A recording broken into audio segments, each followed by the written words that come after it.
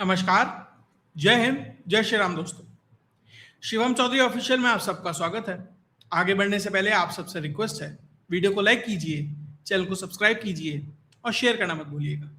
पिछले कुछ समय से अमित शाह का एक अश्वमेध यज्ञ चल रहा है, जिसमें अमित शाह इस बात के लिए प्रयासरत है कि किस तरीके से जो आंकड़ा 240 पर है भारतीय जनता पार्टी का, उसको बढ़ाकर 272 के आसपास किया जाए, या ये सुनिश्चित किया जाए कि जो एनडीए है उसका जो बहुमत है वो 2/3 के आसपास हो।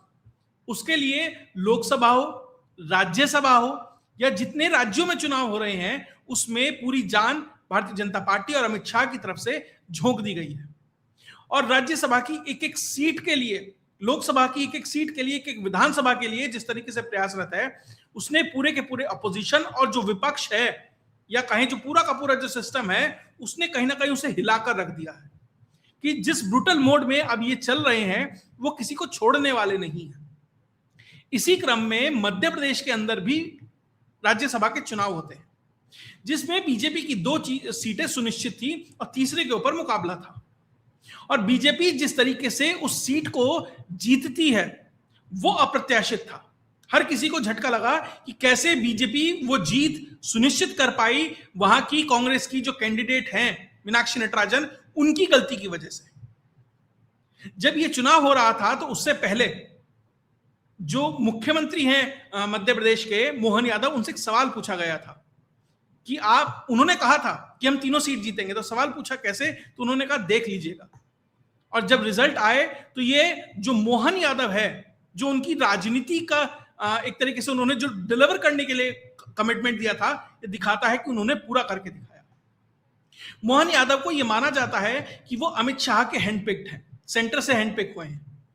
जिस तरीके से ये अश्वमेध यज्ञ चल रहा है, या ये कहीं जिस तरीके का जो भी प्रोसेस चल रहा है, उसे अपने अपने तरीके से आप कुछ भी नाम दे सकते हैं, तो जो अपोजिशन है उसे कहीं ये लगा, या एक जिन लोगों के भी वेस्टेड इंटरेस्ट हो सकते हैं अंदर बाहर जो भी है, उनको ये लगा कि कहीं ना कहीं इसको सैबोटाज करना है।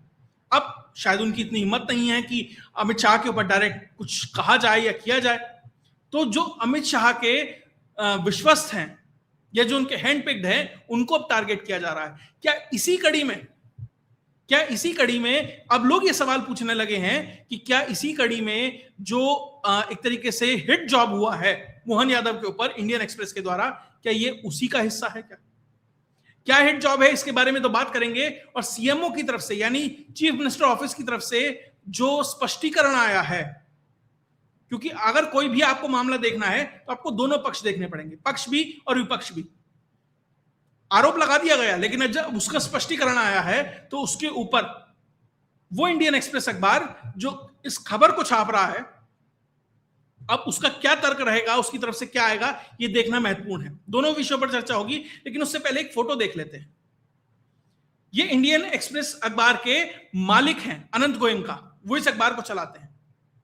उन्होंने ये बाकायदा इंडियन एक्सप्रेस की हेडिंग को पोस्ट किया है अपने इंस्टाग्राम हैंडल पर।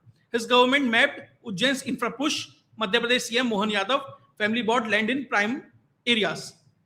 देखिए, अगर इस फोटो को इंस्टाग्राम हैंडल होता इंडियन एक्सप्रेस का, वो पोस्ट करता तो समझ आता, मालिक क्यों पोस्ट कर रहा है। तो कई सवाल तो यहां से खड़े हो रहे हैं। अब सवाल उठता है कि पहले आरोप क्या लगाया गया और उसमें सच्चाई कितनी है, इस पर बात होगी। पहले आरोप यह लगाया गया कि जो उज्जैन का जो डेवलपमेंट होना है, जो उज्जैन मास्टर प्लान आ रहा है, उस एरिया के अंदर अंदर, उज्जैन मास्टर प्लान 2035, उस एरिया के अंदर अंदर मोहन यादव के मुख्यमंत्री रहते हुए 168 एकड़ भूमि खरीदी गई। यह दिखाया जा रहा है उस पूरी रिपोर्टिंग के माध्यम से कि जैसे मोहन यादव को सब कुछ पता था और ये 168 एकड़ जमीन खरीद ली गई, उन्हें पता था कि मास्टर प्लान आने वाला है, इसलिए वो प्राइम लोकेशंस पे जगह खरीदी गई। इस तरह का प्रोजेक्ट करने का प्रयास है। और यहां तक कहा गया कि इनका और इनके सारे परिवार पर मिलाकर 335 एकड़ के आसपास जमीन है। और आरोप यह है कि 2021 से 23 के बीच में, यानी मुख्यमंत्री बनने से पहले 85 एकड़ जमीन खरीदी गई, और 2024 से 25 के बीच में मुख्यमंत्री बनने के बाद 168 एकड़ जमीन खरीदी गई, जो 137 प्लॉट बनते हैं। ये आरोप लगाए गए। अब इसमें जो मुख्यमंत्री हैं उनके ऑफिस की तरफ से स्पष्टीकरण आया है, या उन्होंने अपना पक्ष रखा है। सबसे पहली बात, मोहन यादव हमेशा से ये कहते आए हैं, जिन सौरभ द्विवेदी ने इसके ऊपर वीडियो कंटेंट तैयार किया है द इंडियन एक्सप्रेस में, उन्हीं के जब वो लल्लन टॉप में थे वहां पर भी मोहन यादव ये स्पष्ट कर चुके हैं, उस इंटरव्यू में भी जो लल्लन टॉप पर दिया था, कि मैं पहले से रियल एस्टेट, टाउनशिप, कंस्ट्रक्शन, इन सब में मैं और मेरा परिवार इसमें इन्वॉल्व है। यानी वो एक रियल एस्टेट का कारोबार करने वाला परिवार है, जो मुख्यमंत्री बनने से शुरू नहीं हुआ, बहुत पहले से शुरुआत है। लगभग 15-20 साल पहले से वो पूरा का पूरा कारोबार कर रहे हैं, उससे उनके परिवार की आजीविका चल रही है। और दूसरी चीज, जब कोई लैंड बैंक, जब कोई रियल एस्टेट वाला व्यक्ति होता है तो भैया वो पहले से लैंड बैंक तैयार करके रखता है। मुझे याद है कि डीएलएफ है, गुड़गांव के अंदर काम करता है। बहुत सारी जगह ऐसी जगह जमीनें पड़ी हैं जहां आप सोच भी नहीं सकते कि यहां कुछ हो सकता है। उन्होंने पहले से लैंड बैंक तैयार करके रखा है, इस उम्मीद में कि 10 साल, 20 साल, 25 साल बाद यहां कुछ होगा तो हम यहां पर अपना प्रोजेक्ट लेकर आएंगे। जैसे बहुत लोग होते हैं ना, जेवर में एयरपोर्ट बनने वाला है, बहुत पहले से बात होने लगी तो लोगों ने जमीनें खरीदने लगी। तो वही करता है एक रियल एस्टेट डेवलपर। तो यही पक्ष है उनकी तरफ से कि जमीनें उसी तरीके से खरीदी गई हैं। अब सच्चाई ये जानते हैं कि मुख्यमंत्री बनने के बाद क्या था, और मुख्यमंत्री बनने के बाद कितनी जमीन है, और पहले क्या था। मुख्यमंत्री मोहन यादव कब बनते हैं? दिसंबर 2023 में। दिसंबर 2023 में जो मोहन यादव है उनके पास लगभग 17.96 एकड़ जमीन थी। और आज के समय में जब मुख्यमंत्री बने, जब लगभग मोटा मोटा 18 एकड़ जमीन थी, आज भी उतनी ही है। उनकी जो वाइफ है सीमा यादव, 2008 से लेकर 2019 तक उन्होंने लगभग 12.25 एकड़ जमीन खरीदी, 2008 से 2019 तक। और 2023 में जब उन्होंने इलेक्शन एफिडेविट फाइल किया तो ये स्पष्ट है, उसमें दिखाया गया है कि इतनी जमीन उनके पत्नी के नाम है, जो आज भी उतनी है। यानी 2023 के बाद कोई जमीन पत्नी के नाम नहीं खरीदी गई। उनका बेटा है वैभव यादव, उसके नाम पर भी 2019 से 2023 के बीच में लगभग 16 एकड़ से कुछ ज्यादा जमीन खरीदी गई सावरखेड़ी के अंदर। आज भी जब मुख्यमंत्री बने, जब भी लगभग 16.25 एकड़ जमीन थी, आज भी लगभग उतनी है, 16.38 एकड़। हां, जो उनकी पुत्र वधू है जिनका नाम है शालिनी यादव, उनको जरूर उन्होंने 10 एकड़ भूमि खरीदी है 2025 के अंदर। और वो जिस इलाके में आती है वो ना कोई कमर्शियल एरिया है ना डेवलप्ड एरिया है, तो उस पर जरूरी है कि एक 10 एकड़ की जमीन वहां बड़ी है। अब कोई मान लीजिए रियल एस्टेट का कारोबार में कोई जुड़ा है तो जमीन खरीदे बेचेगा तो है ही। उसके अलावा एक कंपनी है सिद्धि विनायक डेफकॉन प्राइवेट लिमिटेड, उसकी तरफ से, उसके लिए जो स्पष्टीकरण आया है सीएमओ की तरफ से वो ये है कि 2008 में ये कंपनी बनी थी, 2017 में इस कंपनी के डायरेक्टर पद से मोहन यादव और उनकी जो वाइफ हैं सीमा यादव, उन्होंने वो छोड़ दी थी, और 2026 में अपने सारे के सारे जो शेयर्स थे वो भी छोड़ दिए गए। यानी सिर्फ डायरेक्टरशिप नहीं, पूर्ण रूप से हिस्सेदारी उसमें खत्म कर दी गई। और इसके पास 68.43 एकड़ जमीन थी, लगभग 68 साढ़े 68 एकड़ के आसपास, जो घटकर अब 65 साढ़े 65 एकड़ के आसपास है। यानी कुछ घटी है, यानी कुछ बेचा गया है इसके अंदर से। यानी मोहन यादव, बीवी, बेटा यथास्थिति मेंटेन, पुत्रवधू के नाम पर 10 एकड़ जमीन खरीदी गई है। और जिस कंपनी का हवाला देकर सारा का सारा ये बात की जा रही है, वो कंपनी 2017 में ही मोहन यादव छोड़ चुके हैं और मुख्यमंत्री बने हैं 2023 के अंदर। यानी 6 साल पहले वो सब छोड़ दिया गया था। उसके अलावा सवाल ये उठाया जा रहा है कि भैया जो बहुत सारे रिश्तेदार हैं उनकी जो प्रॉपर्टीज हैं उनको भी जोड़कर देखा जा रहा है।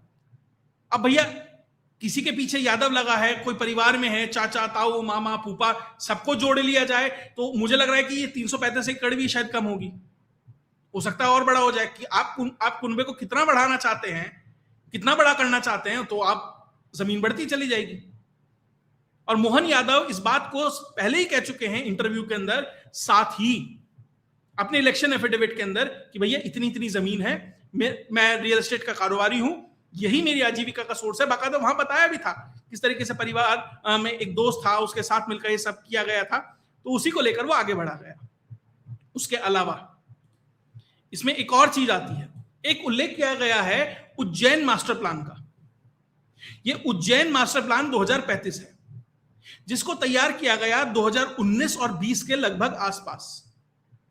क्या है Ujjain master plan? Ujjain master plan ये कहता है कि उज्जैन को आने वाले कुंभ के लिए और आगे के लिए भी विकसित किया जाएगा। जैसे दिल्ली का मास्टर प्लान आता है, एनसीआर का आता है, मुंबई का आता है, कलकत्ता, हर एक बड़े शहर का एक मास्टर प्लान आता है कि अगले 15 साल 20 साल का क्या विजन है।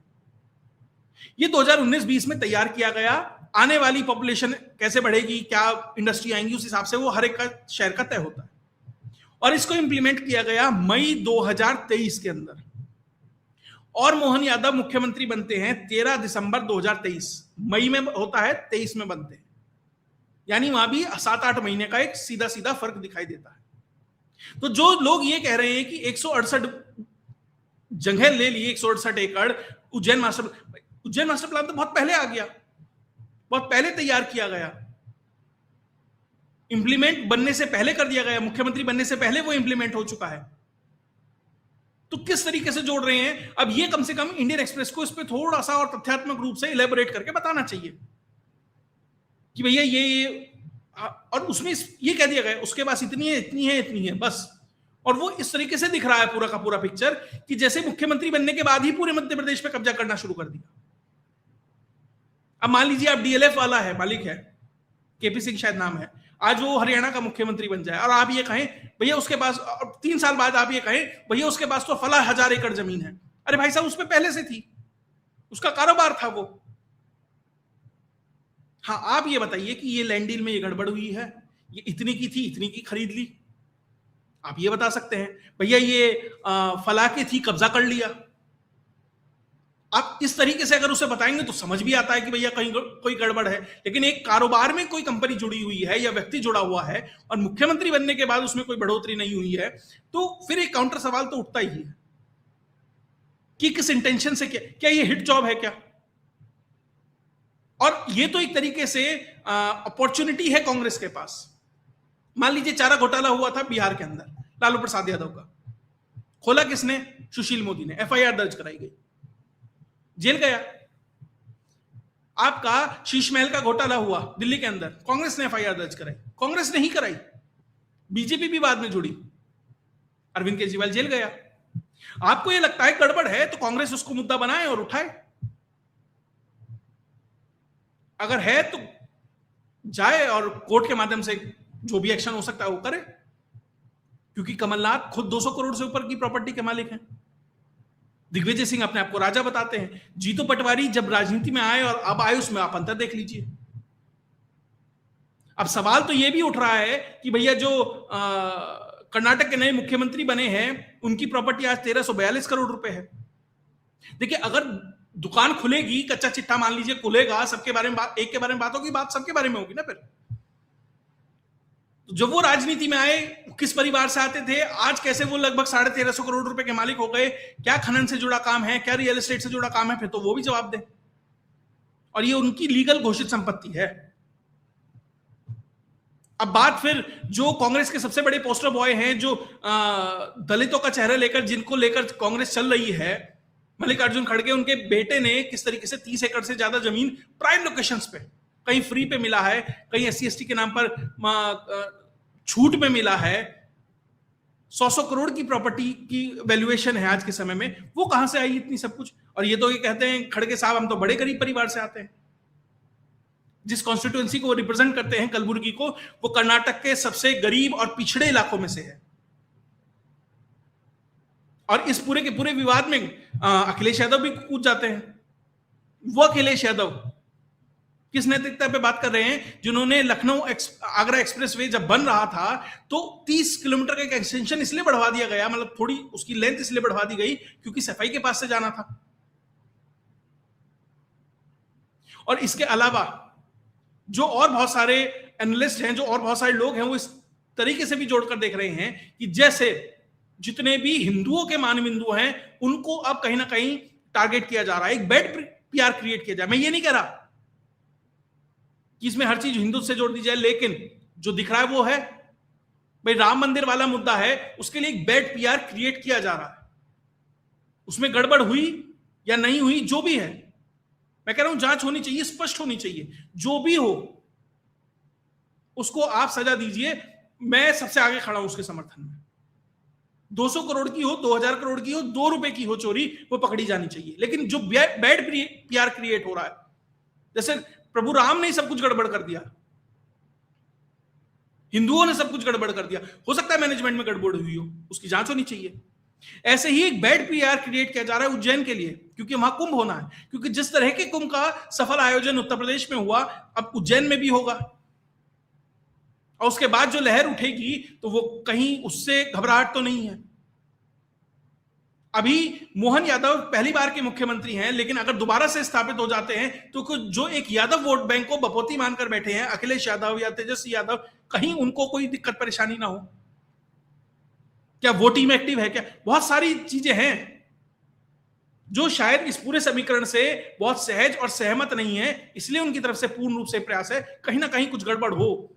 जो ये घोड़ा भाग रहा है, रथ भाग रहा है श्मेक का, इसके टायर को पंचर करें बस किसी तरीके से। और मुख्यमंत्री ने कहीं ये नहीं कहा कि जांच नहीं होनी चाहिए। अरे जांच कराओ, मैं कह रहा हूं अगर गड़बड़ है तो जांच कराओ ना। आपके पास फैक्ट्स एंड फिगर्स है, आप रखिए स्पष्टता के साथ सामने कि यहां जमीन खरीदना और बेचना गड़बड़ नहीं है, जमीन गलत तरीके से खरीदना और बेचना गड़बड़ है। और मुझे लग रहा है कि माननीय मुख्यमंत्री, और मुझे पूरी संभावना लगती भी है कि ऑफिस के तरफ से जैसे एसआईटी की जांच स्वतः शुरुआत की गई यूपी गवर्नमेंट की तरफ, यहां से भी कोई जांच होगी, कोई दिक्कत नहीं है। कांग्रेस को लगता है ये गड़बड़ है, या जो भी लगता है, इंडियन एक्सप्रेस को लगता है, कांग्रेस को लगता है, जिस भी पक्ष को लगता है, खुलकर सामने आए और विसंगतियां बताएं। तो कुल मिलाकर जो दोनों पक्ष हैं, जब तक आप उन्हें नहीं सुनेंगे, एक इंडियन एक्सप्रेस का पक्ष है, उसको लेके कांग्रेस पूरी कूद रही है, फिर एक मोहन यादव का पक्ष है, दोनों को जब आप स्पष्ट रूप से एक दूसरे के ऊपर रख के देखेंगे, तब आपको सही पिक्चर समझ आएगी कि चीजें किस दिशा में जा रही हैं। अब ये कोई दिलीप बिल्डकॉन वाले हैं, उनका भी नाम सामने आ रहा है, इसमें नहीं, इस मामले में नहीं, अलग तरीके से लोग उसको इस पूरी राजनीति से जोड़कर देख रहे हैं। तो बहुत सारी चीजें हैं, बहुत अभी धूल है हवा में, जब तक वो सेटल नहीं होगी असल पिक्चर नहीं दिखाई देगी।